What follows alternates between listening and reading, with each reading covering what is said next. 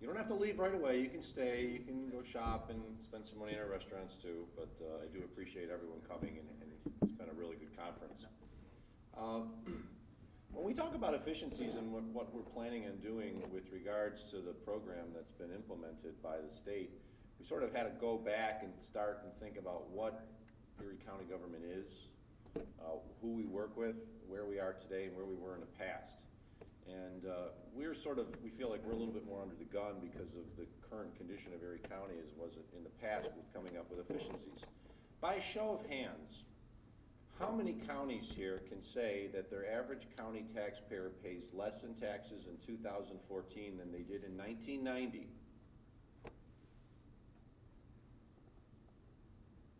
That's a problem for Erie County because, in effect, our tax rate was almost double in 1990, and even with the lower assessed value of properties back then, the average homeowner pays less today in 2014 for their county taxes than they did in 1990 because of tax reductions over the years, the dropping of the size of government.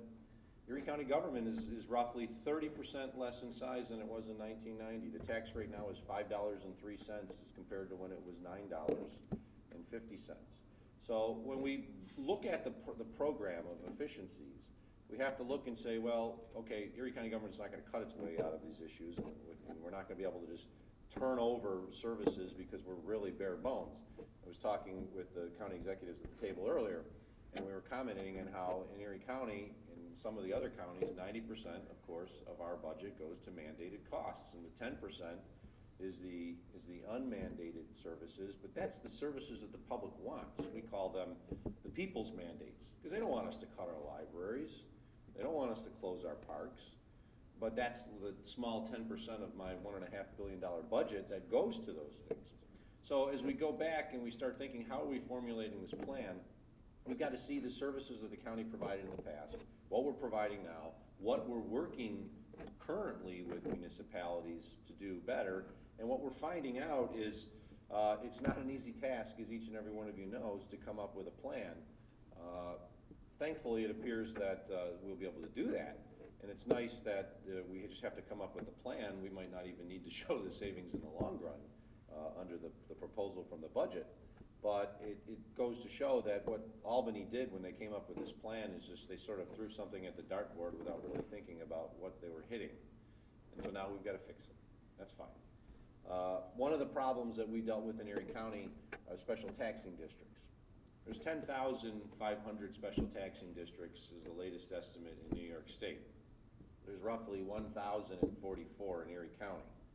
We do not have 10% of the population of New York State. We do not have 10% of the tax base in New York State, but this community, for things that happened literally over a 50 to 60 year period, has 10% of the special taxing districts. So when we looked at what we can do in Erie County government, we figured, okay, how can we do things to help better coordinate and maybe eliminate some of those special taxing districts, or if not eliminate the special taxing districts, at least share the services. So a lot of these special taxing districts are in the fire service. As comptroller, we looked at the efficiencies associated with the fire service, and we made a report saying we have too many fire companies. Got criticized by the volunteer fire department saying that you shouldn't be saying that. Though they all admitted privately that you're right, there's too many volunteer fire companies in fire service, and we can probably consolidate some of those. And right now there's consolidation going on in Erie County. Now, I, as county executive, cannot mandate a consolidation of a fire district, but I can work through our emergency services office, which provides the vast majority of support to these volunteer fire districts, and say, how can we better create a volunteer fire district in your community using the emergency services as a platform? So that's what we're doing in the emergency services realm, is we're coming out and saying, we own the fire training academies, the main one that's used by all the volunteers, and we're starting to work with them and saying, okay, how can we bring you the volunteers together so it's saving you money?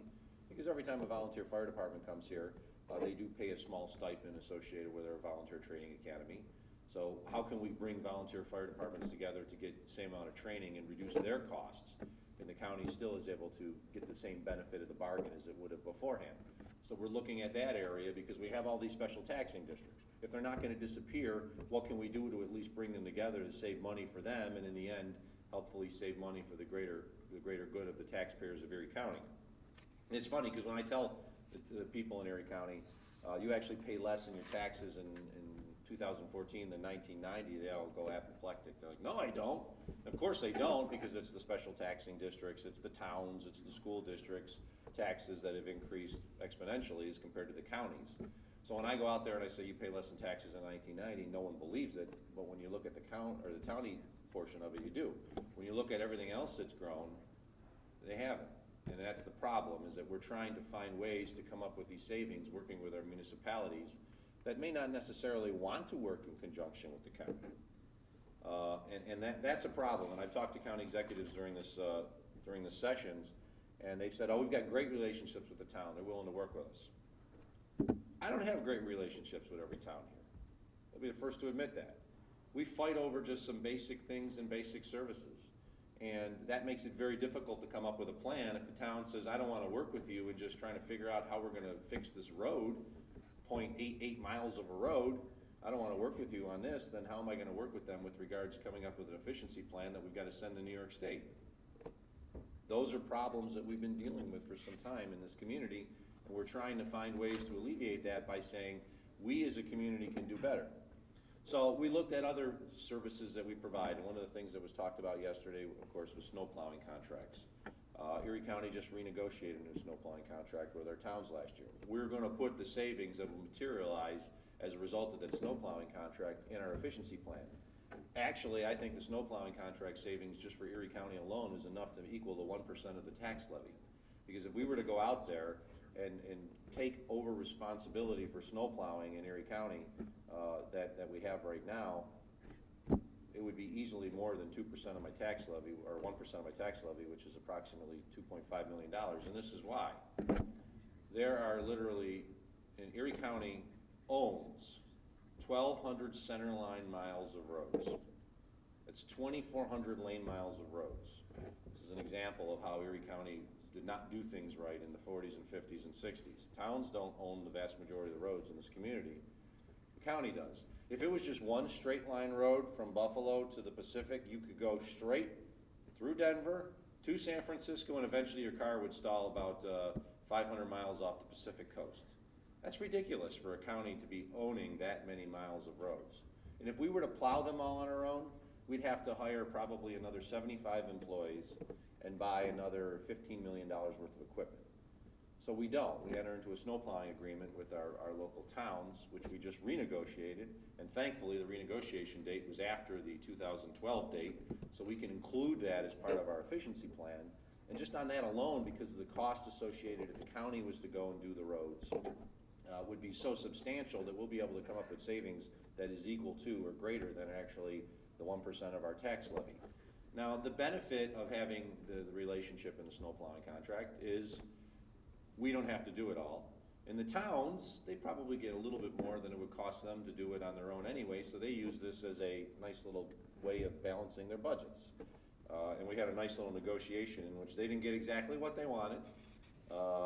Actually, they didn't get anywhere close to what they wanted, but I'm glad that we were able to resolve it in the long run, because what ended up happening is they still got a good benefit for the bargain.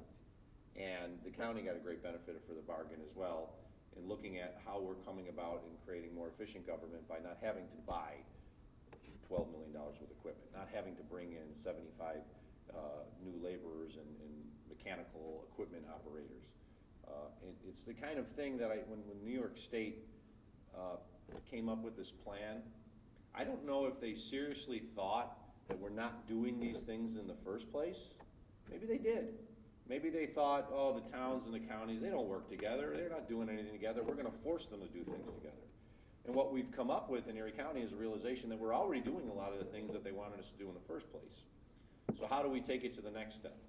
And we're doing that with other things. You talked about the medical examiner's office. Erie County provides medical examiner office for basically all of Western New York. And we have relationships with all the counties, as well as some of the municipalities, not only here, but in Pennsylvania, in which if something unfortunate should happen to an individual, they come to our medical examiner's office. It's not exciting. It's not juicy. It's not the kind of thing that you're going to go out and say, hey, I save taxpayers money through our medical examiner's office. How many taxpayers are going to care about that? Well, they might care about the money. They're not going to care about the medical examiner's office. And I think that goes to show is you got to think about the things that maybe aren't the most exciting elements of an efficiency plan. It's not the thing that you're going to run a platform for a political campaign on, but it is the kind of thing that will save money in the long run. Erie County worked in conjunction with the cities of Buffalo, Lackawanna, and Tonawanda to create one of the first land banks in New York State. We're trying to figure out if that will actually fit in the grand scheme of the efficiency plan. We think it will, because what the land banks are doing by coming together are putting dilapidated properties back on the tax rolls. And that in itself should be a savings in some ways, because if the taxes aren't being paid for a parcel of property because it's dilapidated, and now the land bank takes it over, what happens? Well, they can remediate the property and get it back on the tax roll, so the owner of that property eventually will be paying taxes, which means the rest of the owners of properties in the community do not have to cover for the property that hasn't been paying for years. So it's another example of, it's a little different. It's maybe not exactly what New York State thought when they talk about efficiencies, but it's a perfect example of, we would not have a land bank in this community but for the county working with the three cities, as well as getting buy-in from our Association of Erie County Governments, which is mostly the town governments, and they sit on our board for the land bank. And each and every one of the towns plays a role, each of the cities plays a role. Once again, it's not the most exciting thing when you're talking about an efficiency plan, but it's the kind of thing that can save lots and lots of money in the long run through the addition of additional tax rolls on parcels that haven't been, in all likelihood, paying them for many, many years. I say this at the same time that the Erie County tax foreclosure sale is going on right now. So I'm hoping for a very nice tax foreclosure sale, but as part of that tax foreclosure sale, the land bank will be bidding on parcels of property to take them that we know probably won't be sold, so that we can reclaim them, remediate them, get them back on the tax rolls, so when we sell them, we're actually generating more revenue for the people of this community. We've looked we're trying to figure out if a pilot program that we have right now in Erie County with New York State will qualify. We think it should, and it's our Medicaid Inspector General unit, which I see some of the members, including our Medicaid Inspector General, sitting in the back. We're working on a special pilot, which is different than the other Medicaid OMIG pilots that have been around for a number of years.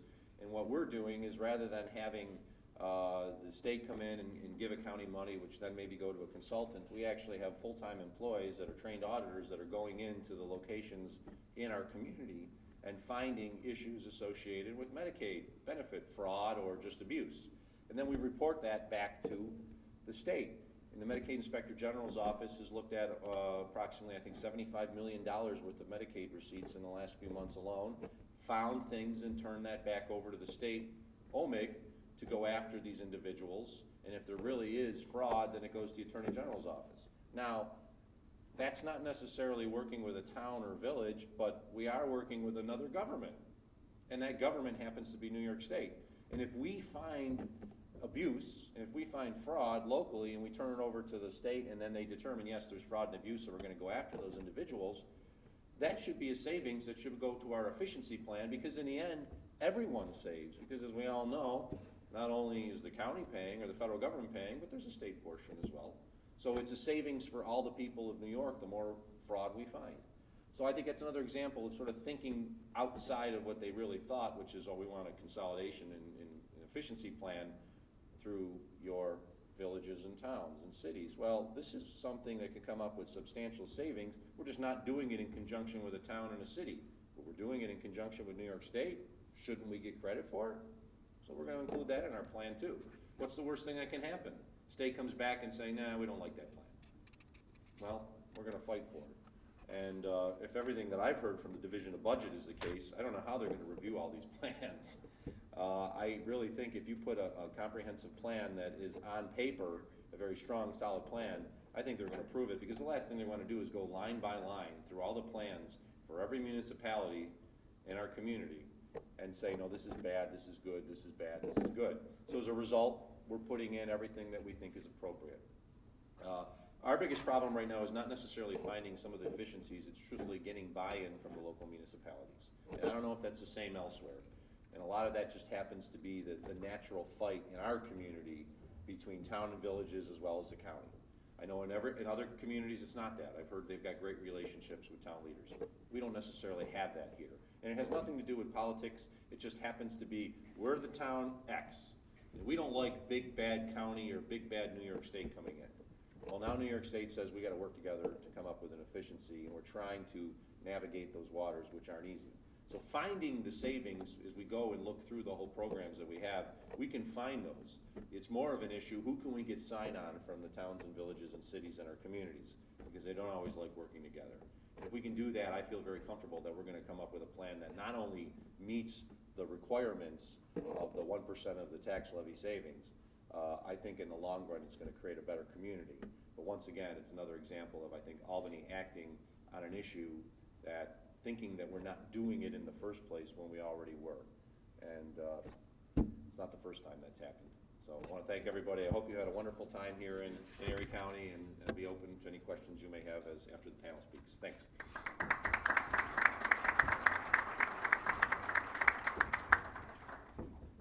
Great job, Mark.